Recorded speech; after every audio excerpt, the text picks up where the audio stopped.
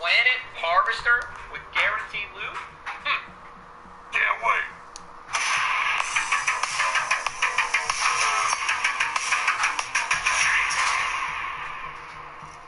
Alright, so this is the new legend, guys. Remnant. I have no idea what any of this stuff does. No training, fire range, playbacks. Let's just go into a regular match, man. We got it.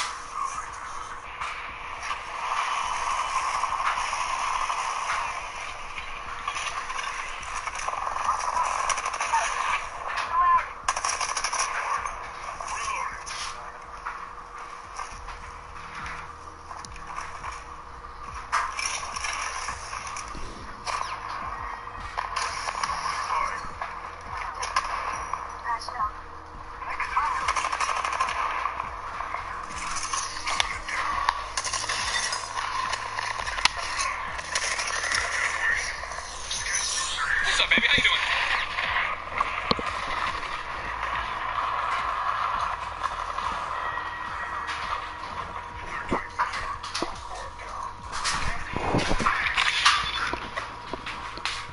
There are characters that are just genuinely the better pick. However, I'm going to do this tier list a little bit differently. On top of ordering every single legend from F tier all the way to S tier, I'm also going to give some suggestions I have to potentially buff or nerf characters where I think they need to be. So with that out of the way, let's start this tier list, shall we?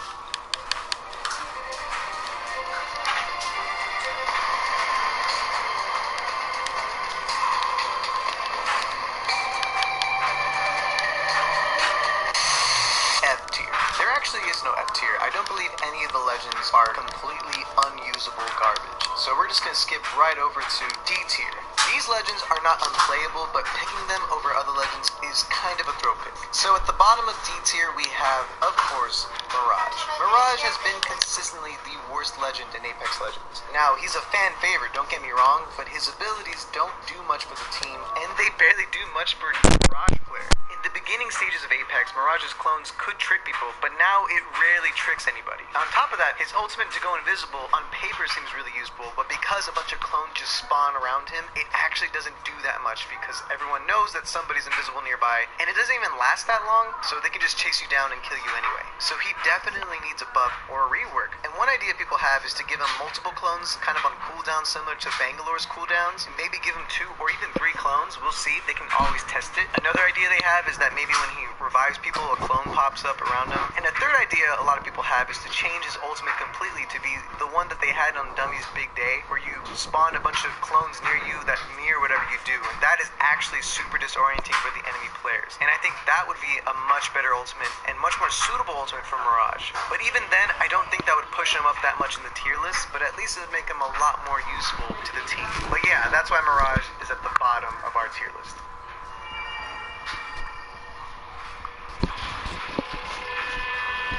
And finishing our D tier, we have the newest legend, Revenant. Revenant's introduction to this game was very hyped. I feel like everybody that plays this game was extremely excited to play Revenant, but everyone was also simultaneously disappointed by the fact that this guy does not do much. His tactical is about the best thing in his kit. The damage it does is quite negligible, but the ability to hack enemies' abilities seems really cool on paper. However, every other legend after this has a much better tactical ability. On top of this, Revenant has one of the most meh ultimates ever. His death totem seemed like it would be like this awesome invulnerability type thing, but in reality, it actually is worse than just going in guns a-blazing. The fact that you come back with only 1 HP means that you have to medkit up, and in the middle of a fight, if you're about to kill somebody, it really sucks because you just want to finish the fight and not go back to the death totem. His passive ability to climb higher is barely useful. He's just completely outclassed by every single character with vertical mobility and every character with different types of offensive abilities. So I think he definitely deserves a buff, and I mentioned in my video, but they could literally buff every single part of his kit just a little bit. Maybe when he uses the death totem, he goes a little bit faster and climbs faster. Maybe his passive is that he climbs faster in general. That'd be really cool. Maybe his tactical does a little more damage, maybe 20 damage. It could actually mean a difference in a big fight. A cool suggestion that I heard was allowing for you to go back to the totem whenever you feel like it, like you press a button and go back, which would be cool for scouting and stuff, so that might be one cool way to buff Revenant. But until then, he is at the top of D tier. C tier. These legends are okay, but don't do enough to warrant being picked over other legends. At the bottom of C tier, we have Octane. Look, I love Octane. I just bought his heirloom and everything. You can watch the unboxing on my second channel. But Octane in reality is just a character that is supposed to be fast, but doesn't really do that. His tactical ability is cool, but it's very loud. It's very easy to track when you're chasing an Octane, and it also takes a little bit of your health away. His ultimate, the Launchpad, is just a way worse zipline. A zipline could get you across a big crack like this. Octane's jump pad?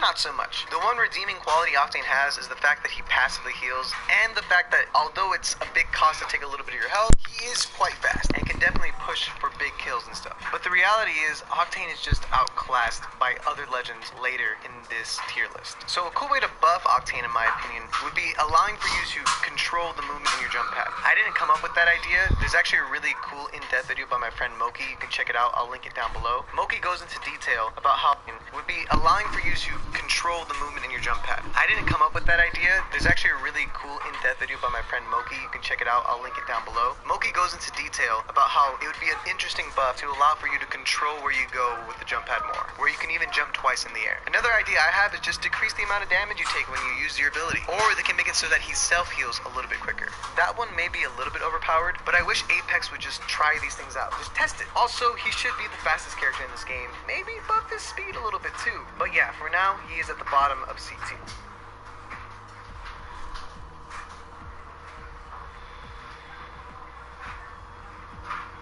It's pretty much agreed upon that Octane is really fun to play in public matches, but has no place at all in any high tier play.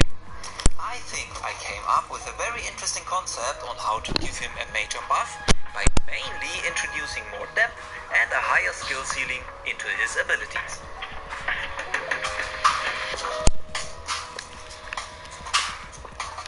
All the current top legends for tournament level play, that's Wraith, Wattson, Gibraltar and Pathfinder, have one thing in common: very strong, team-focused abilities. And besides Wattson, they also bring gunfight clutch potential to the table.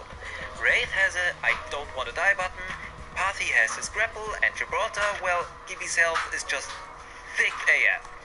I'll take this current matter as an indicator and will thereby try to improve on Octane's abilities to move the entire team, but also make suggestions on how to improve his gun. In its current form, The winner's out there looking for you. basically a worse zipline. Is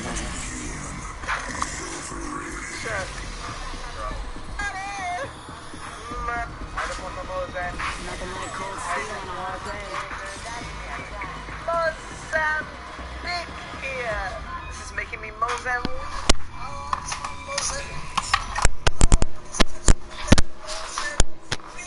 Oh my god. I want to see it. Come on, give me this. Come on, come on. I want the Mozambique so bad right now. Come on. Oh my god. All I've done. Come on. All I want is the worst gun in the game. Got a good feeling about this area.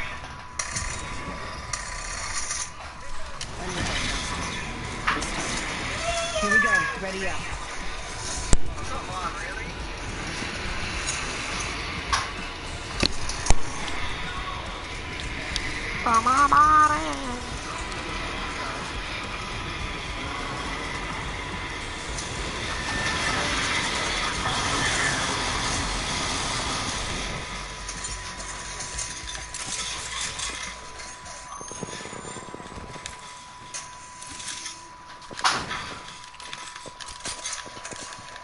This purple armor.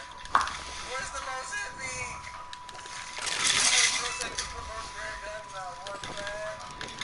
Why can't I find a Mozambique? Also, look at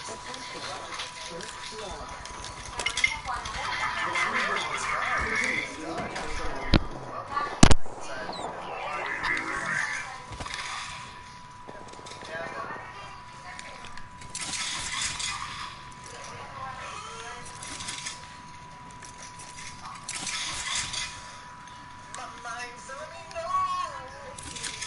And my body's telling me yeah.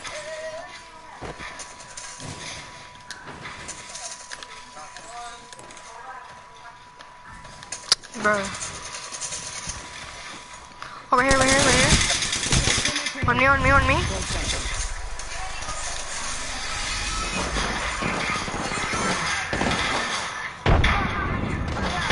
Oh my god.